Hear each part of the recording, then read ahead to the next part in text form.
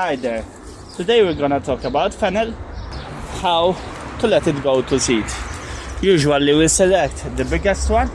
This is a bulk fennel, the one used for cooking, and we let it go. We won't collect it and we let it go to seed.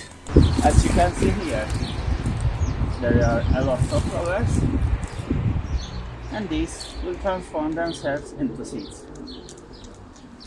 Usually they will survive through all the summer, and they attract a lot of pollinators, from flies to wasps to some stink bugs. Let me show you. Hopefully they won't sting me. And they fly away. So these are a great source for pollinators,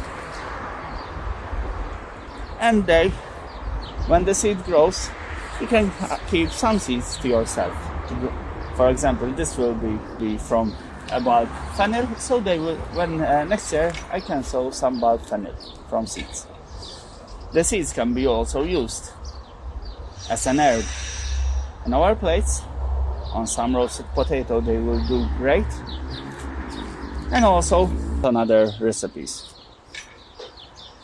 So these flowers are still open, they are yet open, so when they dry up, I don't think there are any dry, so when they dry up, the small seeds will have formed. Let me see here. No. So when the seeds are formed, usually we let them dry on the plant, and we come with a bucket and we just drop the flowers in our bucket. The seeds will drop off easily. From this tree I am thinking about, there will be around a big vase of seeds. Most of them will go for cooking, as I already told you, and the rest will go for seeding. Hope you enjoyed this short video. Next week we're gonna talk about the tool we use to tie down tomatoes and other plants. Okay?